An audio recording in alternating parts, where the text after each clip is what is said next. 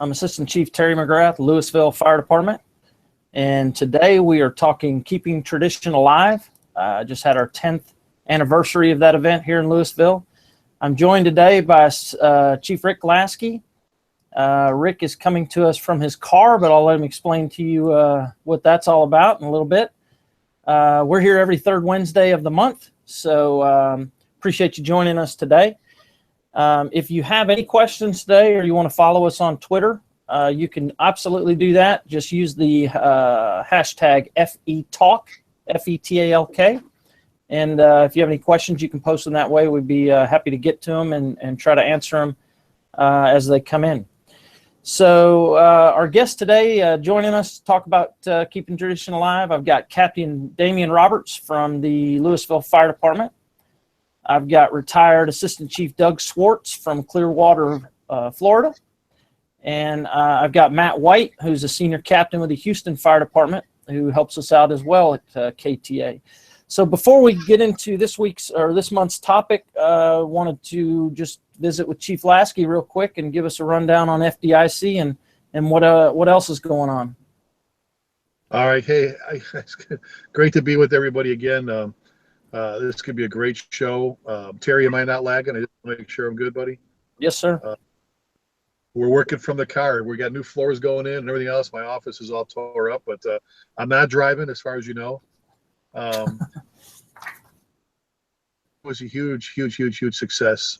Just set in attendees again. Some great programs, great classes. Like I said, just an incredible show again. Wanted to throw a couple quick announcements out there. First of all, they're already accepting the calls for papers for next year, and that comes pretty quick. Next month, deadline for that. So if you want to teach at FDIC, if you want to be part of something special, you need to get your paperwork in now, and that'd be great. We're always looking for great new programs. Wanted to throw a couple congratulations out there while we're doing it. Our good buddy and fellow Penwell author, Homer Robertson from the Fort Worth Fire Department. Homer was promoted this last Friday to Assistant Chief. That's one of the top 3 positions there, right underneath Chief Rudy Jackson. Chief Rudy Jackson is a awesome boss, by the way, an awesome boss. But congratulations to our buddy Homer. We've had him on this show before and on our radio show.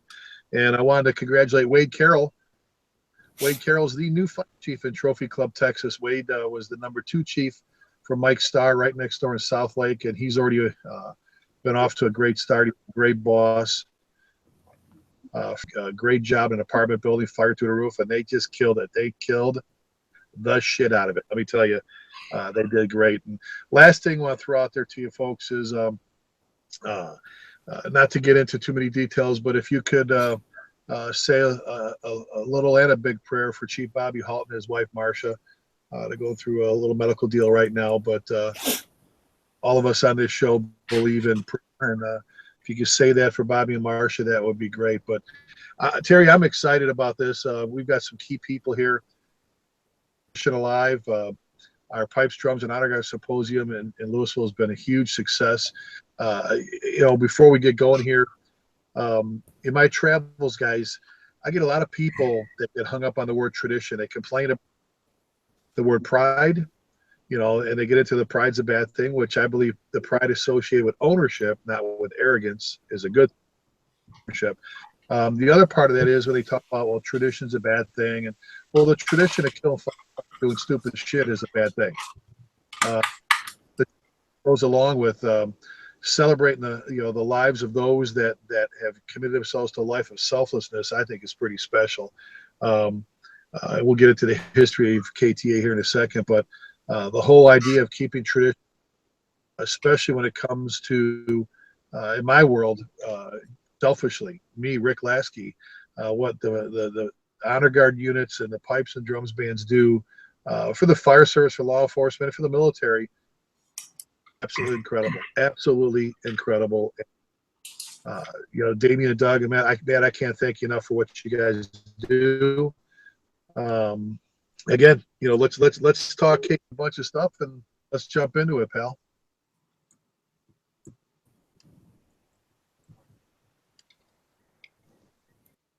You still got me, Terry?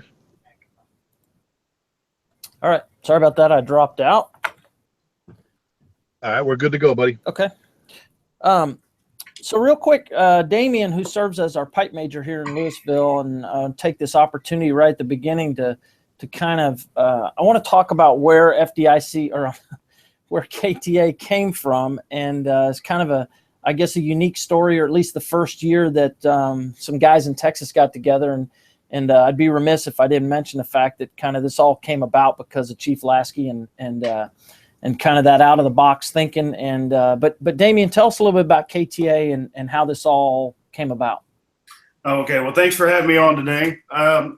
It was kind of one of those things. Chief Lasky was good enough to send myself and Gary Apple, who was one of our other beginning pipers, up to FDIC to kind of get a taste of that and some of the training going on up there. And I was able to join in and play with some of the pipe bands up there, play some of the events, and had a fantastic time doing it.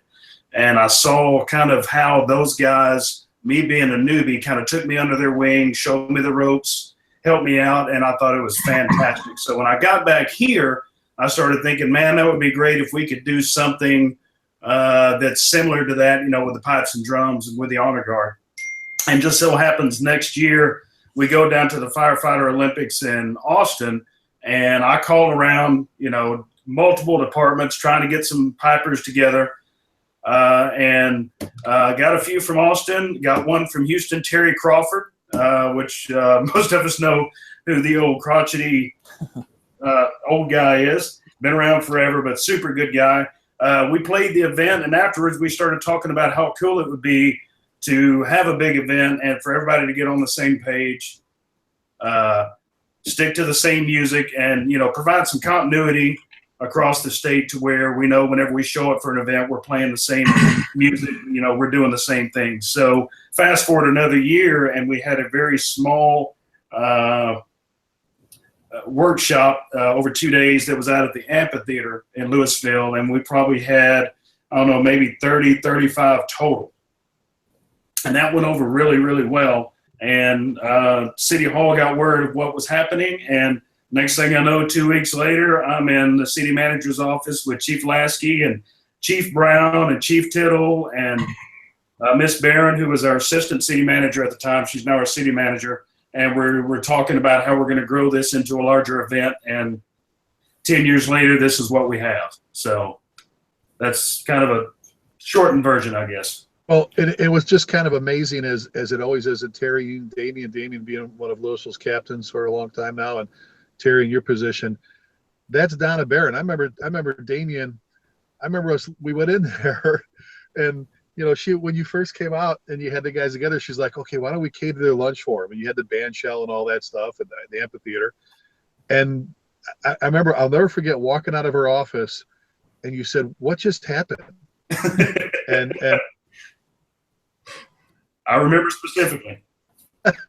That's Donna. You go, we just went in there talking about bringing a few people out next year from honor guards and that, and now we got contracts with Miller Lite, and we got this and we got that, and that's that's Louisville. Whether it's the Texas Firefighter Olympics, your band, the honor guard unit, whatever it is, they I'm very proud to have served there almost 12 years. The Midas touch, man, and you got great bosses, and she made all that possible, and then you took it and just ran with it, brother. So that was awesome. I'll never forget walking out. You went,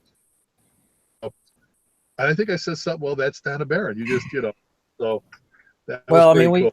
we brag on city administration a lot around here, and I think we do it for good reason, and that is a testament as to why. And it's nice when you have kind of an off the wall idea, not only to get support, but them to actually push you even further and kind of get you outside your comfort zone, because it many times you go in there with an idea and they say, that's a good idea, but what if you made it bigger? What if we, expanded on it? So that's always a good problem to have. Doug, in your introduction, I was remiss to say that in your current role, you are the commanding officer of the National Honor Guard Academy. Did I get that correct? Yes, sir, you did. All right. So, Doug, you've had a long history with our event here. And then for anybody out there listening right now that doesn't know what the National Honor Guard Academy, what you guys do, why don't you tell us a little bit about that, and then let's talk a little bit about what your role in KTA is now. Well, I'd love to, Chief, and I appreciate you having us on.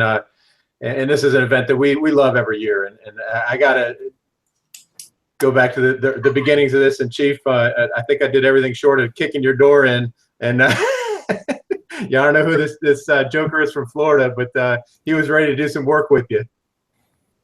So we got an introduction out of the way, and just got, and it's been a great opportunity for us to get to interact with some honor guard folks from not only Texas but around the nation that come in there for KTA.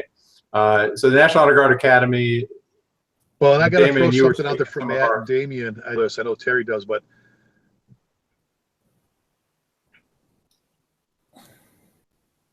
you there, Chief? Sorry. yeah, I got you. I lost you for a second. Go ahead, I'm Doug. back? Yeah. Okay. So, Damion, I got to say, man, you were speaking a lot of our same language with the Honor Guard Academy. You know, what we've built this academy on is just the ability to everybody come together and speak the same language. 20 events with teams and folks from different agencies, and the ability to manage those large-scale incidents with a common language and obviously a common purpose that we always arrive there with, but the ability to put those events together on short notice, and that's kind of what we built the academy on. Our bread and butter is really a week-long class, but things like KTA and other 2 or 3 day workshops give us the opportunity to take some of those honor guard drill and ceremony skills and kind of hone those a little bit. These are very perishable things that we do. The muscle memory in that, it needs to be exercised.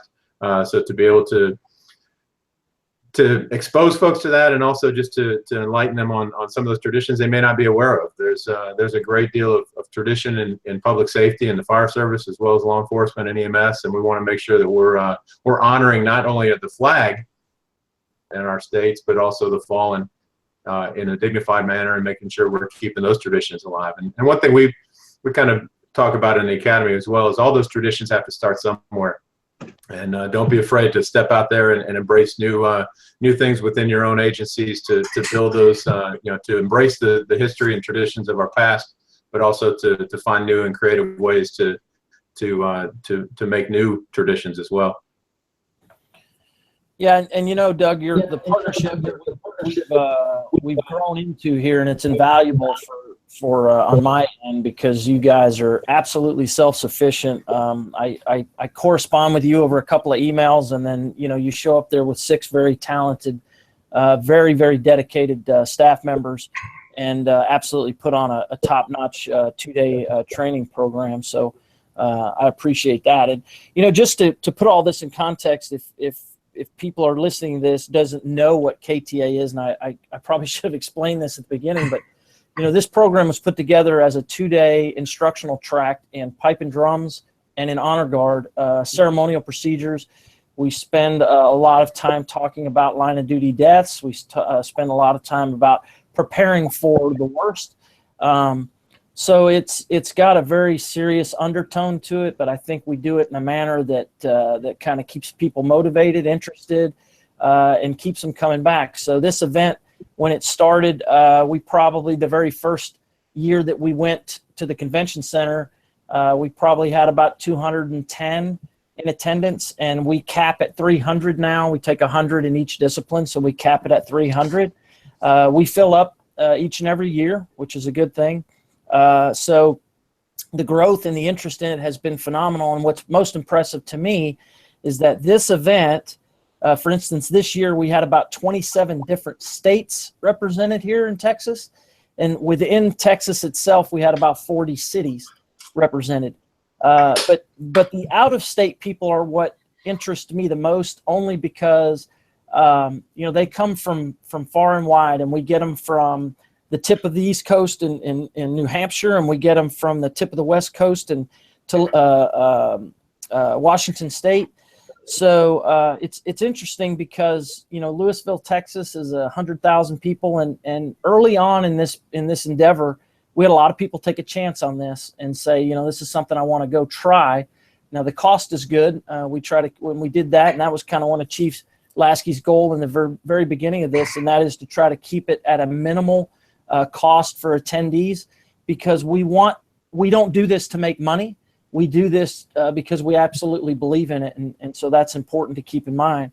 So I guess in along those same lines, so we've got Matt White here. Matt, you're an interesting guest to me today because you came to KTA as an attendee, a very, very talented snare drummer with the Houston Fire Department. You've been doing this a long time, but you also exhibit an extreme amount of passion in what you do, and really, really enjoy playing drums. I've had the opportunity to watch you interact with the students, but you came here as an attendee, and now I've tapped you to help out, and you do so each and every year, and I appreciate that. But why don't you tell us a little bit about what your experience with Houston coming up to KTA's like? No, I'd be happy to, Terry. First of all, before I get going with anything, I just want to, on behalf of all of our brothers and sisters in blue, recognize that this is National Police Week. And I think all of us here on the video today and all of our watchers want to make sure that we recognize that that this is a great week for them and everything that they do on the other end of our things. Yep, absolutely. Thank you for that. You're right. What you're saying is, I'm actually, besides being an instructor, I'm a graduate of KTA. I went in there, learning the style, learning the mindset that we should be in as service bands, and developed my talent there. The great instruction over the years that has been at keeping tradition alive allowed me to grow, and the time that I put into it, what I learned from the instructors is what got me where I am today now as one of the instructors myself. And so I'm kind of proof in the pudding that it's been working. It's just not an event every year. It graduates people. People move forward through the process from beginner to novice to intermediate to where you can go and instruct other firefighters on how to do these events. We love coming up there from Houston. We always try to set a big contingent. We've been honored a few times with doing the opening ceremonies at KTA, which is always a great honor for us when we go up there. The importance of it, and you were hitting on it earlier, starting off just with why is it even needed? And there are huge memorials and services and funerals for fallen first responders on the local level, state, regional, national level. And there was such a great need for an event like KTA. And we Damion, I remember before KTA, we just had like the state spring practice and the state band fall practice. And then the spring practice ended up selling up and being KTA, quit moving around and settled in, which is a great thing. And you see the model being copied. You see the model of keeping tradition alive on the honor guard side and the pipe and drum band side being copied by other workshops around the country now. Smaller, newer ones that are still needed around the country. Like you said, we have to cap at 300, right? And there's a lot more out there. And so besides for it being successful for 10 years in and of its own right, it's also been a flagship model for other workshops around the country to get going with it. Well, and it has grown into something that I tell you I'm extremely proud to be a part of, and this is it's kind of and I think Damion will say that too. We don't say it loudly during the event because at the point of exhaustion, but it's one of those projects of love, I guess. You really, really do enjoy the success of it, and you enjoy watching people and the number of people that walk away from it that have truly found. I think there's probably a different, and I think all of you all could weigh in on this, is that you have people that come back that maybe have done this for a few years, but it reignites some passion, much like what people talk about FDIC itself.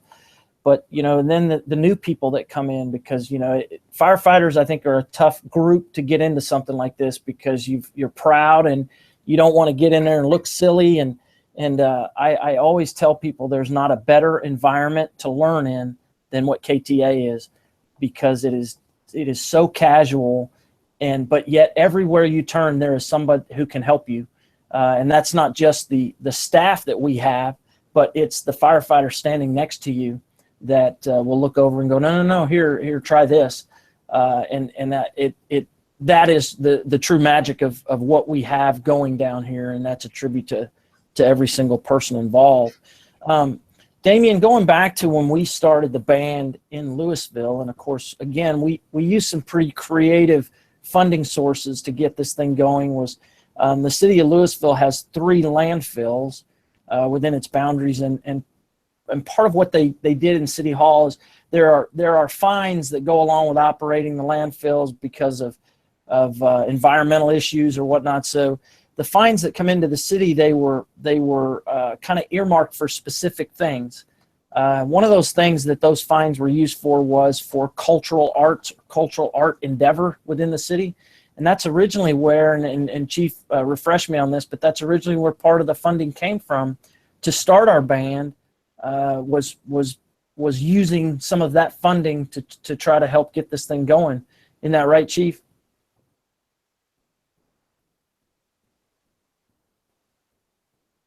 Oh, I got some technical issues on Chief's end.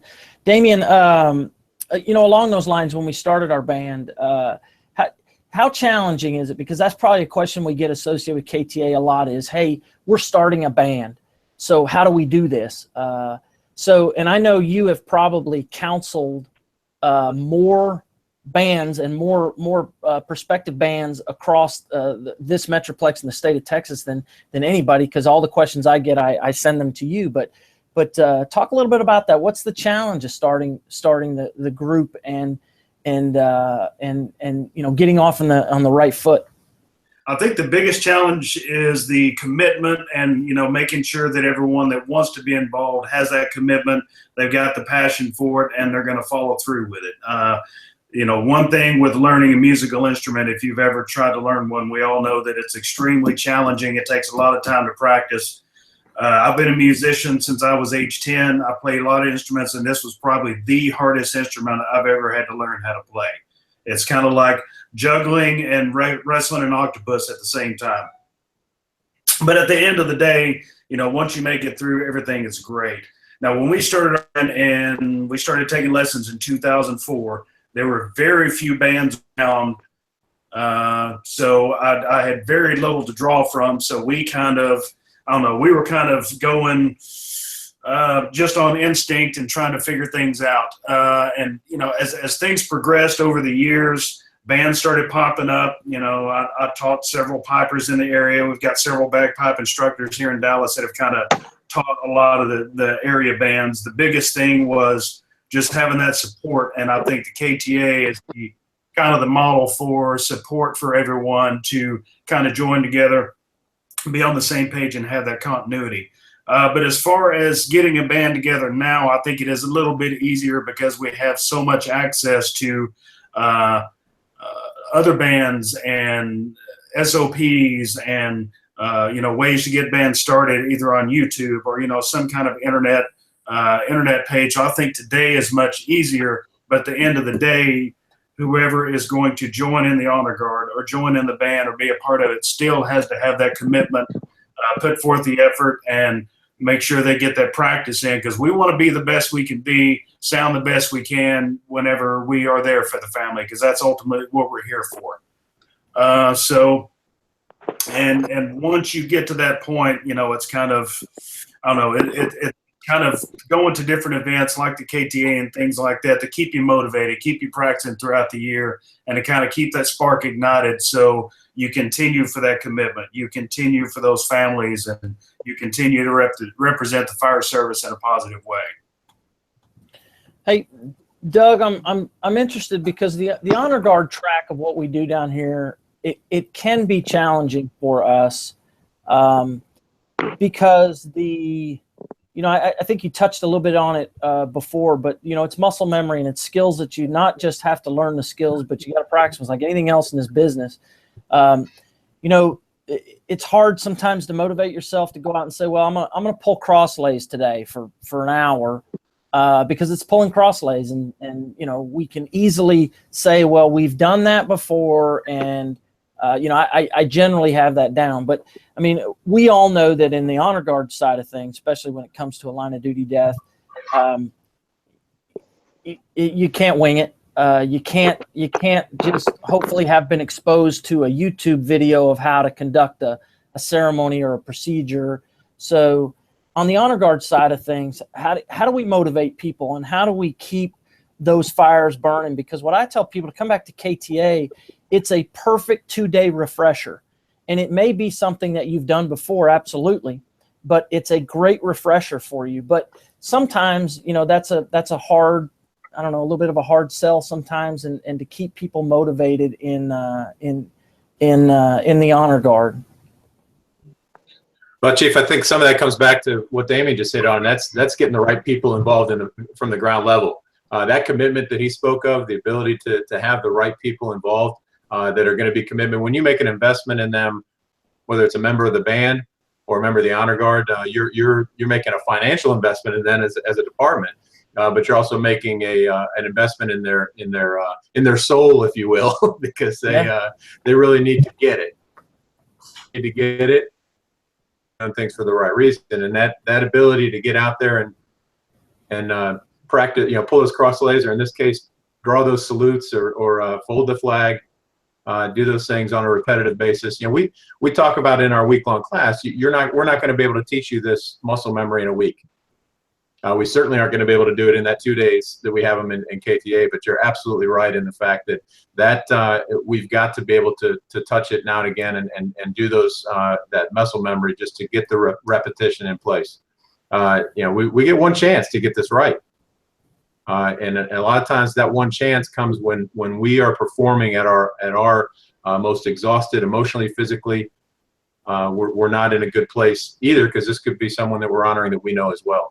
So we have to rely on that slide tray, that muscle memory, to be able to execute those things without thinking about it. And the only way that's going to come is through practicing the way we play and get out there and do those skills over and over again. That one chance that we get is something that is something that the family's never going to forget.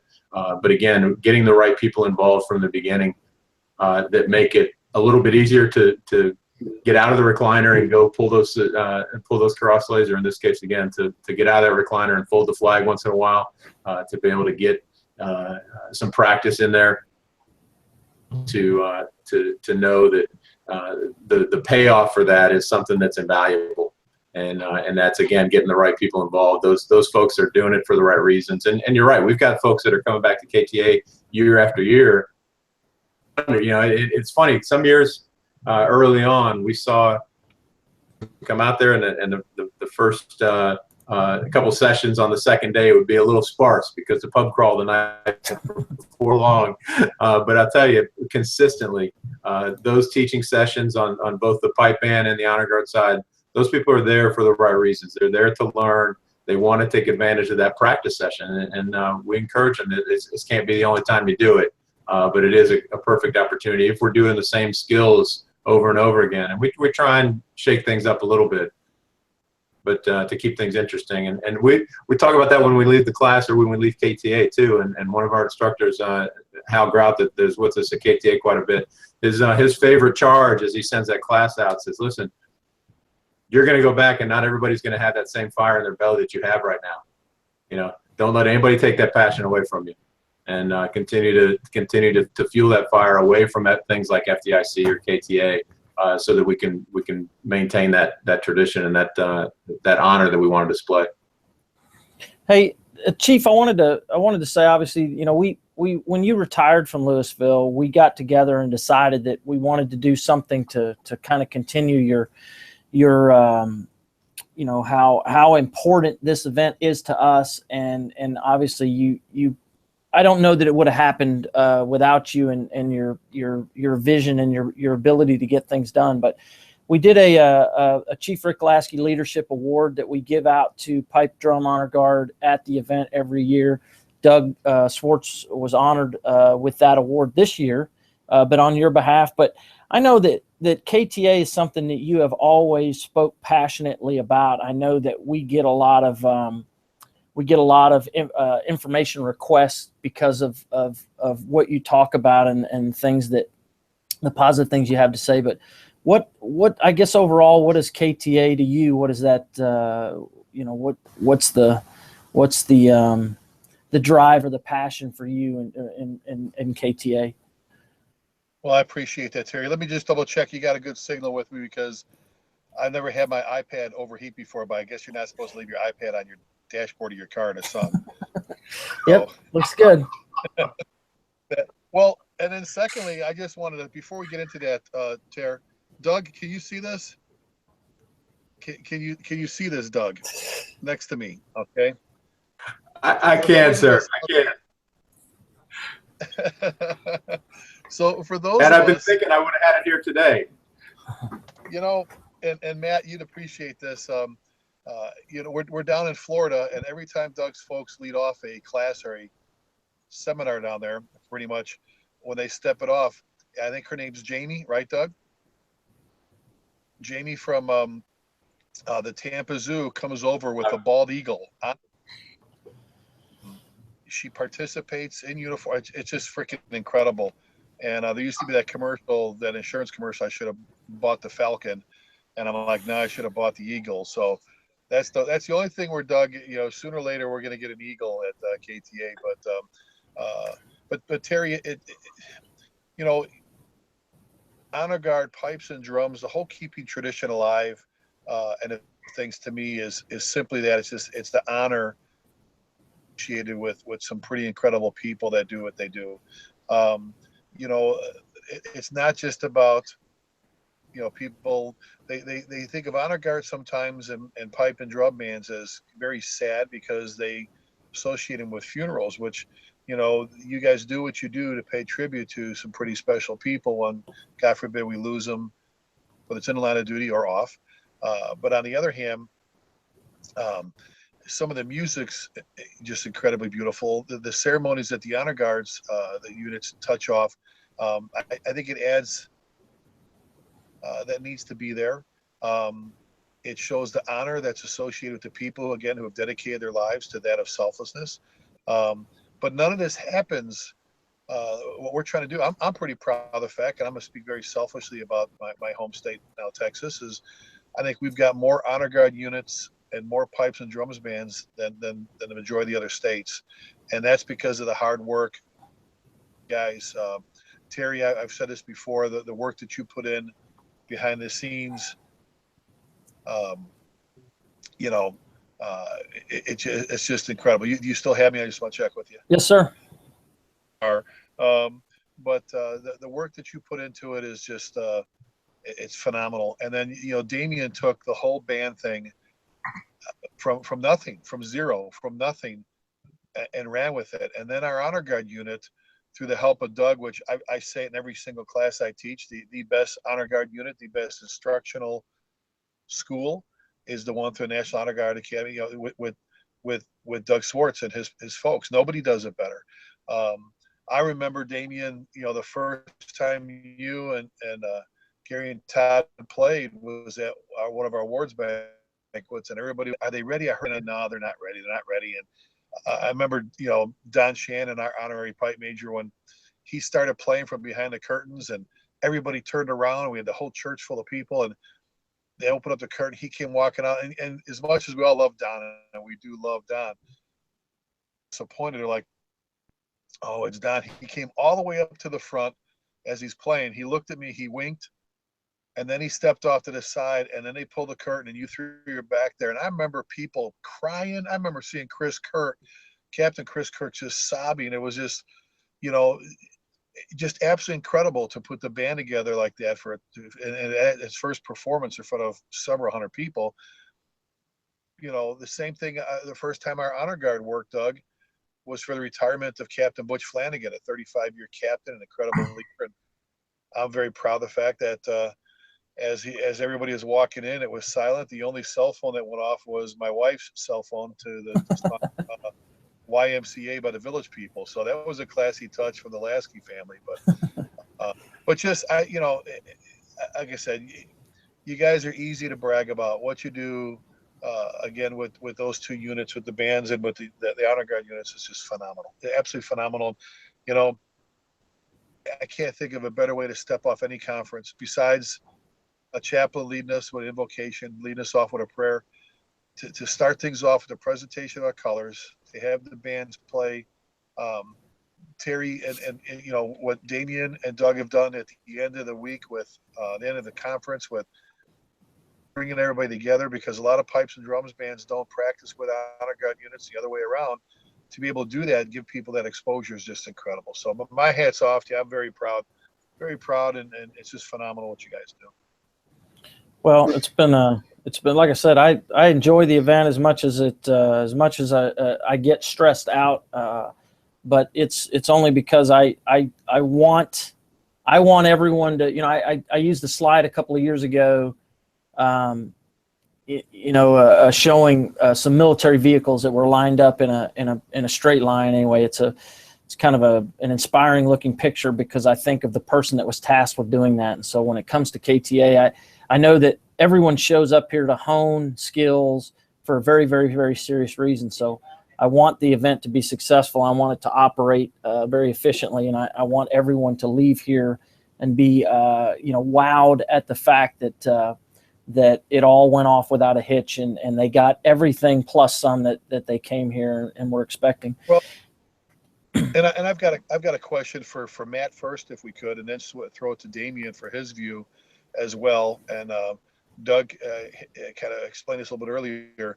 Matt, you know, being able to perform, let's just say at a memorial or a funeral for a sister, for someone who's just passed away. What do you think that does? Let's talk the band, and then we'll ask Damion the same question. What do you think that does for the members of your band to be able to do that for those families? Rick, that's a good question, and I guess unfortunately our band has a lot of experience with that. We get asked a lot about that. Our band, you know, at HFD, we do all of our retiree funerals, and so we probably play at least 2 funerals a week. You're talking about over 4,000 guys, over 150 years old. There's only 365 days a year to die. You know, you do the math, and we're doing a lot of retiree funerals, and so we have a lot of experience with funerals on a weekly basis. We've had our fair share of active duty deaths and line of duty deaths, and you know, we're just not a band that's looking for gigs to play, looking for the next fundraiser to play, and we do get asked about that a lot. And there's no greater. This is the most rewarding endeavor that I've ever been involved with, and we tell anybody who's at KTA or anybody who asks or new to it. We'll tell them, you do the hard work, you honor the fallen through your effort. We don't honor the fallen through slamming beers, you know, that, you know, we mourn them and then we celebrate them, but honor the fallen through your effort into this band, into the honor guard. And when it's so rewarding when you see the reactions, I think you're asking about the reactions from the family and the loved ones and the survivors. And you just, it just touches you down deep every single time. And it motivates you, it empowers you, it strengthens you to just keep going and keep getting better once you open yourself up to it. We have a saying in our band that all glory goes to the man in the hole. We're not a rock band. We're not on tour. We're not trying to sell T-shirts and develop a fan base. You know, what we're here for is to honor people. And once you get that, and I'm proud to say that and Damion will agree with me, and I know Doug will, Terry will, everybody involved with KTA, that besides for learning the muscle memory of the honor guard work or learning the instrument that you're playing, if you go there 2 or 3 years, you get that part of it, the why we're here part of it. You know, if you don't know it when you walk in, it will get into your head on the real purpose of why we're here for, and that's to touch those souls, to enrich that horrible experience somehow that the family and survivors are going through. And I've seen people over the years grow on that aspect of it all. You know, through attending KTA, through having experience, through having talks with the people from departments who are more familiar with those horrible events that we've signed up and volunteered to perform and play at.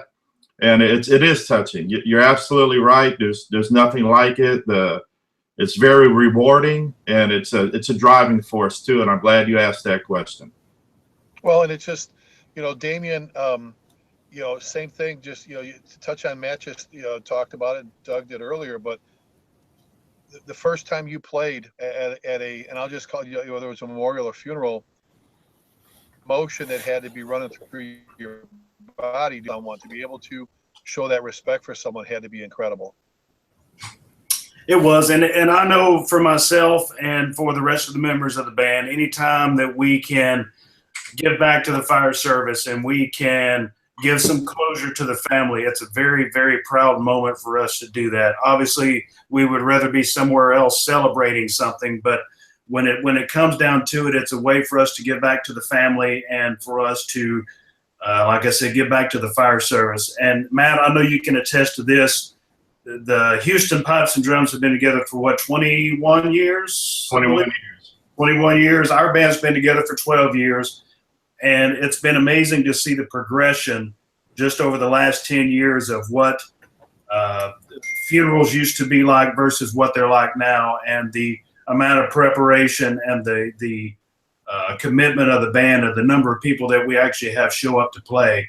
I specifically remember going to play our very first LODD in Denison, Texas, and our band, it was just us. And we were absolutely scared to death because we had no idea what we were doing. We were kind of making things up on the fly. And I think everything went really well. And it was Firefighter Townsend with the Denison Fire Department, and I believe it happened on New Year's Eve, 2006. But I remember standing in the church in front of everybody doing the solo on Amazing Grace, and I made the mistake of looking down at the family. And they were looking up at us with such gratitude that we were there, but at the same time they were so distraught. And I remember just watching them thinking, I've got to make it through this song, I've got to make it through this solo because I'm here for them. And that was one of the hardest things I've ever done. Well, and but the fact go ahead, Chief.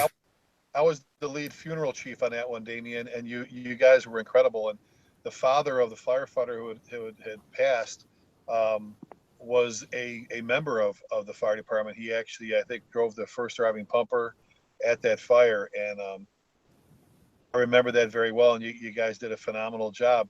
I think just real quick, you touched on something, Damion, and so Doug did earlier, and so did Matt. Matt very pointed it, with it's about the guy in a hole. I think sometimes there are a few that get into, just like there's a few that get into the fire service for the wrong reasons. There's a few that get into wanting to be part of a pipe and drum band or an honor guard unit because they're looking for the attention, and the attention isn't about them. You're not the one. It's not, I see people on Facebook, oh, please pray for me. I'm trying to make it through this. Well, you know what? You're there for the family. It's not about praying for you to get through what you're doing and everything else. And we're not supposed to feel, you know what I'm saying? It's you have a very special thing you're doing for it's a way to honor that member that's fallen in their family. Like you said, Damion, send them off the right way and do the right thing. I think once in a while we get a couple people that I think they lose focus as to why they're doing it, that it's not about them. And Matt, you said it so great, and Danny just said it. It's not about it's not about me. It's about what I'm doing for that family and for those people. Chief. One thing is that even though all eyes are on you, it's not about you. And there's a quote that we use. Actually, we use it on our coin. It says, "If you do this job properly, there's nothing more rewarding you can do with your life." It exemplifies the honor guard, the pipe and drum, that opportunity to honor the fallen, honor the traditions of the fire service, of public safety. Those opportunities are before us to do, and it is all about doing it for the right reason. That opportunity to when you don't make it about you, you provide that family exactly what they need, and they need a presence. That family wants a rigid set of ceremonial. We're bringing that calm into the chaos, and we do that with tradition. We do that with those things. Well, exactly. Like I said, all three of you have done an incredible job explaining that end of it. And I know where your hearts are, and it's all about what you're doing for those folks out there. Terry, let's take a quick moment here. Another thing I thought about earlier was, and every week here, and we have a ball with this. Plus, he gets everybody all lined out. But Doug, we get a ton of viewers afterwards. Would you take us through? Just give us the rundown. One of your week-long academies, which I think is absolutely freaking incredible. Would you walk us through what you have those attendees do? Because it's life-changing. You walk in the room and they pop up. It's like being at boot camp back with you in the Marines again. But can you walk us through what you cover with your academy? Yes, sir. I'd be glad to. We do have a little bit of shock and awe, we like to call it, on Sunday afternoon to start the week, just to kind of set the tone. And that tone is set with coming to attention and paying respect to the flag and the fallen with the national anthem and the Amazing Grace. But that setting that tone for the week is very important to us. Everything throughout the course of the week is done with great purpose and with teaching value. From the moment we step in that room at 1300 on Sunday to when we dismiss them at graduation on Friday afternoon, there's purpose in the way we build it. We start with, it is a mix of classroom and hands-on instruction. It goes from everything from how to build your team from the ground up, talking about those history and traditions and incorporating them and dispelling some myths and rumors to make sure we're representing ourselves properly, not only with those histories and traditions, but also with the flag etiquette and that flag that represents our country and all of the fallen that defend it in a manner that's fitting. So those classroom elements are built and wedged in between some time where we get them up on their feet and we drill with that foundation of how to stand, how to salute. So providing that uniform presence, that calming presence to the family. And we talk about just the importance of that uniformity and how our eye is very comforted when we see that, not just because we all have OCD with our type A personalities, but because we are just calmed by that presence of similarity and uniformity. So the class then goes on with color guard and funeral protocol, how to carry the casket, how to fold the flag. Again, mixing a classroom and practical hands-on situation. We do have a PT element that we involve in the morning, just for us older folks, is to make sure we don't injure ourselves. We're using muscles that we aren't used to using with drill and ceremony. So we do some stretching and calisthenics to keep things going. But it's long days, and that's part of the teaching element as well. Because as you know, Chief, that all builds to Thursday when we do a mock line of duty death. And that funeral element on Thursday involves the planning aspect. They receive notification of a mock death process, and then they go on site to the funeral home and all that. But all that is done at the end of the week when they're exhausted and they're at their worst, perform their best, just like they would in a true line of duty death. And then even the graduation, as I mentioned, is a teaching opportunity to take some of the traditions that we want to try and instill. We ring a bell at funerals all the time. But dang, that's a big part of our tradition in the fire service. Ring a bell when you graduate. Ring a bell when you start a career, not just when you end one. And little things like that can really start to fuel some passion within the department. That week is something that we pour a lot of heart and soul into. And Chief McGrath, for you to tell us that we're pretty self-sufficient, man, we might have to try harder, because we feel we're pretty high maintenance sometimes. So we're glad to hear that we get there and do. Bagpipers are high maintenance. Let's just be honest with you right here. Matt, because you got to do humidity, and if the wind changed directions, and then we've got to stop, we got to retune, and so. But Doug, if I could add something to what you were saying. Yes, sir. I like what you were talking about there at the end about you do the mock funeral at the end of that week when everybody's exhausted. And I'm just thinking about, probably our biggest experience was a couple of years ago when we lost our 4 firefighters at the Southwest Ed Fire. And that touched me when you said that, because it's exhausting. It's exhausting. Your friends are dead. Damion was saying earlier about how you look down and You know, you're looking at the emotion of it, and other people are looking at you. And, you know, we all know people come up, oh my God, when y'all played Amazing Grace, that just made me cry. That hurt me. And we're trying to play Amazing Grace in those senses for our own friend who's perished. And, you know, the physical aspect of it, the emotional aspect of it, and it goes back. What gets you through that, I mean, I think I'm going to make a point for you here, Doug, and for all of us, is training, just like on a fire scene. And KTA offers that training. You know, if you don't have any experience with that, then you better have some type of training with it. And I like the way your National Fire Academy, I like the way, you know, I didn't realize about your organization until you just said that you exhaust them throughout the week and then you make them perform at the end. And that's so true the way that happens. And I've experienced that. And if I didn't have the training I had to rely on, I don't know how I would have gotten through it. You know, just trying to, you know, falling back on all those hours of practice. You know, your friends have perished. You've been planning. You've been this and that, getting people in from out of town. And it is a week. It is 4 or 5 days before you really have to do the actual memorial. And I did fall back on my training, just like any other firefighter would on any event, you know. And that you know, you struck a chord with me with that. I'm glad you brought that up. Well, That's Matt, I'll tell you too. You know, for anyone out there, and I'll say this in all honesty, if you have an honor guard, you've never attended this week-long National Honor Guard Academy, I couldn't urge you enough to do that. But if you did nothing more right now, then plan to come to KTA, because I think in those 2 days you'll get a good idea of what the quality of what you're going to get at that National Honor Guard Academy. It's the same staff. We have the same staff here at in our event, and it's kind of a mini version, I guess, if that's okay with you, Doug, to clarify or to classify it as that. But it's kind of a mini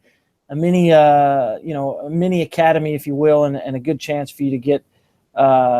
But you will learn so much more in that week-long program.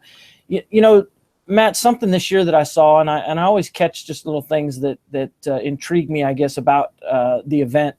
But I happened to I had gone out to eat with a couple of people on Thursday night, and I had come back through the lobby of the hotel. It was probably 10:30, going on 11 o'clock.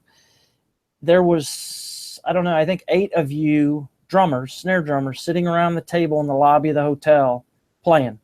And not just playing, but I mean like challenging each other. I can't get this.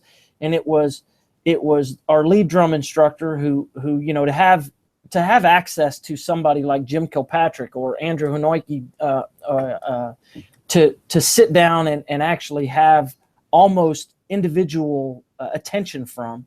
But, you know, not only that, but Ed being there, you being there, the ability for someone to grab a drum pad and sit at that table. And this is hours beyond the event. This is just free time. But anyway, that was absolutely amazing. I stood there and watched that for, 45 minutes or so. And just, I stood there in awe, not because, I appreciate the skill set at the table, but more than anything, I appreciated the passion and the absolute laser focus at 11 o'clock at night that you guys were working through something and just, repeated. And it was amazing to watch.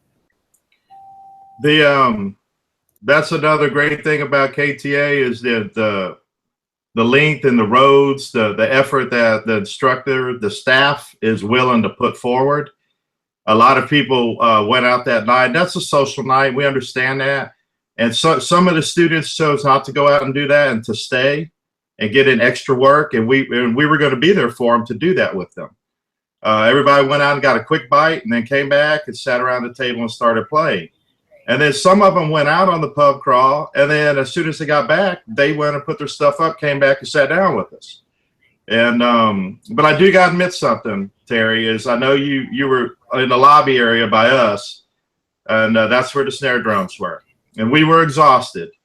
But down the hall, back over there towards the doors where the main ballrooms are. Karen Lemming and the tenor drummers were over there standing around their table. And there was no way we were going to quit before they did.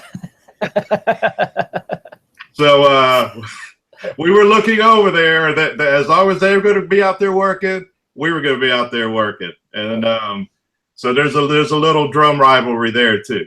There you go. Well, whatever it takes. It was anyway. It was impressive.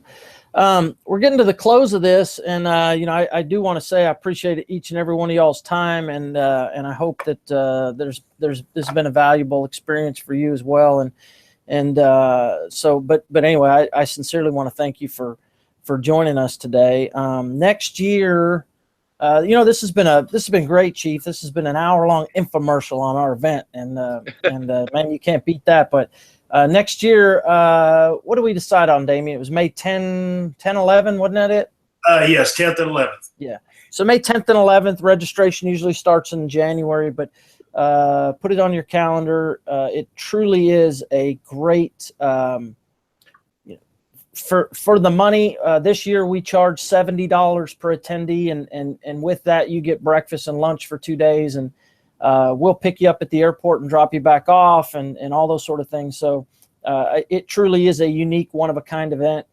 And it's funny, and I take a lot of pride in the fact when people come up to me and they say, man, how do you guys pull this off? How do you get your city manager to buy in on this? And, there's a lot of secrets to our success. But, people will say, well, we're interested in doing this in Missouri, or we're interested in doing this in Kansas. And I always tell them, absolutely, more power to you, and we'll help you in any way that we possibly can. But kind of deep down inside, I also know it's going to be very difficult to pull it off because of that relationship we have, and the amount of support that we have out of City Hall that allows us to do this and do it the way that we do. So, but with that being said, you know what? If there was a KTA available in all areas of the country, and they were, 3 times a year, I would be for it because of the value I think that everyone gets out of this. So I guess we'll go around the horn here, and I wanted to just kind of give everybody a chance to I guess tell me what the true value, or why, if somebody has not come to KTA or has not considered taking the 2 or 3 days to come down to Texas and join us, why should they? And what's your thoughts or suggestions for those people? Damion, we can start with you. I think it's to learn kind of what we're about, why we do this, and the right reasons why we do this. What we've touched on multiple times during this is we're not here for us, we're there for the families, and that's first and foremost.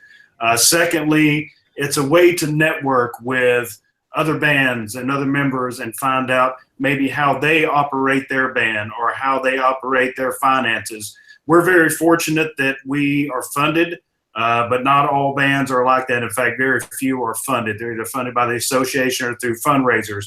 So they can get great ideas on how to raise money, how to procure new instruments or new uniforms, and to kind of keep it going over the years. So I think if nothing else, that is invaluable. So, okay, Doug. Well, I got to say, Damion, you went right down my punch list in my brain. The networking, the exposure, all those things. So, what I want to do is I want to take just my couple seconds here in this ending to go back to one thing that Matt said, and it's something it's a passion of mine, and it's something that I think we lose sight of sometimes because of this to put on as public safety officials and firefighters and police officers. But it's something that I think you can take away from KTA, just like you can any other exposure to that. And Matt, you talked about how sometimes we're exposed to these things and it has a personal impact on us. Dang it, that wears on us. I don't care how tough you are. I don't care how tough you are supposed to be. We just got to do our job, and we push through those things. But at the end of the day, we're human. And it's very important that we take care of ourselves. And I think that all of us want to take care of other people, but if we can't take care of ourselves first, we're not going to be able to continue to do that. So the opportunity for Matt, for you to recognize the fact that, hey, there's some emotion involved in this, and a dramatic spike in suicide in public safety, and a lot of it is that emotional wear and tear, and we got to make sure we're taking care of ourselves and taking care of each other. You know, nobody at the wall thought it was going to happen to them. So just make sure we're taking care of ourselves and recognize the fact that what we do is, as pipe and drum and as honor guard, just on a daily basis with our job as firefighters, we're exposed to stuff that is emotionally wearing. Add on to that funeral after funeral after funeral, and you need to make sure that you're taking care of yourselves so that we can continue to take care of others. Okay, appreciate that. And Matt, what about you? I think the answer to your question, Terry, is more of a general question of training still. You know, and then in the fire service, we love to attend good training no matter what it is. And this is an aspect, a side aspect that some of us volunteer to do through the honor guard or through the pipe and drum band. And it's still the training that you get, the hours that you get in, the networking, the bouncing ideas off of each other. How do y'all do that? How do we do this? What can we expect to do when we get together? All these bands from around a city, a state, a region, Canada. You know, when we have to get together to pull something off up in Colorado Springs or up in Emmitsburg, you know, how do we get together and make this work? And these workshops that with KTA being the flagship one, and there's other ones around the country also, the kind of training that you get, the standardization, the working together, and that's what's unique about, you know, the fire service is we can never meet each other and get together on that parade field and make this work. We can get together at that funeral, at that memorial, and it's going to work out. It's due to this hard training that goes on events like KTA. All right. Chief Lasky, you got any words of wisdom? I know you have words of wisdom. You always do. No, you know what, Terry? As we close things out here, and we want everybody to hang on after we, you know, don't hang up after we go off the air. Stay on with us, but for our guests. But you know, Damion, Doug, and Matt, what you guys do, there's no way to thank you enough. Damion, you took a brand new concept and ran with it, and what you've done is just incredible. What you've done, not just with your band, but with worldwide. And the same thing, Doug and Matt. You know, Matt, what you guys, everybody, it's just absolutely phenomenal. I've said that word before. I overused it a little bit when it comes to honor guard units and pipes and drums bands, but it ties right to it. Yes, for the support, Terry's been blessed. You know, like I said, I brag on him being my good buddy, and you know, we get to do this show together and have fun with it with some different topics. But what it takes to be someone like that, to be able to take that and run with the whole conference, the coordination, and put up with some prima donnas here and there, but you know, just do a great job pulling all together is incredible. If there's a fire chief, if you're a fire chief or a new fire chief watching this show now, or you're watching it later on, we get thousands of hits afterwards. Our boss, Terry, you remember Claude King used to say, our former city manager, because I don't understand why more city managers and more mayors don't jump on this. If you want to market your fire department, your police department, then get someone to beat on a drum, to play a bagpipe, and to hold the flag. He says those units do more for marketing for your department than you could ever imagine. We need more good fire chiefs. We need more good bosses out there that are willing to support it. Kevin Richardson, Darrell Brown, all these other chiefs out there, Coppell, Grapevine, and you know, Scott Thompson, the county, all these guys, these great bosses that do so much to support it. If you're a chief, get off your ass. I'll just say it like it is. Get off your ass to support the men and women that do this for you. If you don't have one, Terry's going to leave us here with some contact information from each one of these gentlemen. Get a hold of them. I'm telling you, you'll never regret it. Your city council and your mayor will love it. The Marine Corps has the commandant's very own, as Doug could tell you. Make them your very own. The bands, the honor guard units are just they're incredible. So thank you guys. God bless you. Thank you for being on the show. Go ahead, Terry. Yeah. So just real quickly, I want to go around. Damion, if somebody has any questions for you, they want to reach out to you, what's an email address they can find you at? They can send it to droberts@cityoflouisville.com. All right. And Doug, somebody has an interest in National Honor Guard Academy or they want to kick some tires with you, how can we get in touch with you? Yeah, NationalHonorGuardAcademy.com is the website, all one word, NationalHonorGuardAcademy.com. I can be reached personally at D Swartz, SWARTZ, Academy.com. All right, thank you. And Matt, how about you? If anybody's got some questions, Matt's a brilliant snare drummer, and an absolute pleasure to sit and watch him interact with students. And this is part of the quality that you get if you come to KTA. But Matt, how can somebody get in touch with you? I have my personal email that I give out, and I encourage anybody with any questions about it can reach me at, it's the letters B, G, and D, Bravo Golf Delta 021 at yahoo.com. All right. Also, we help to manage a lot of the social media sites for Hunter Chapeau and the IFF mass band, and they can always reach out in a message on any of those social media sites. All right. Well done. Thank you, sir. And Chief Lasky, if somebody wants to get a hold of you, sir? Easiest way to do that is go to our website at prideandownership.com. It's got our contact information, and we're good to go. All right. Our next show, I believe, is going to be June 21st. You can catch some incredible shows every Wednesday, 12 p.m. Central, 1 p.m. Eastern, and you can hear and interact with some really interesting people and learn a lot of great stuff in this format. And in closing, please keep the men and women serving in our armed forces in your thoughts and prayers, and remember that never forgetting means never forgetting. Thank you all, and thank you for being with us today.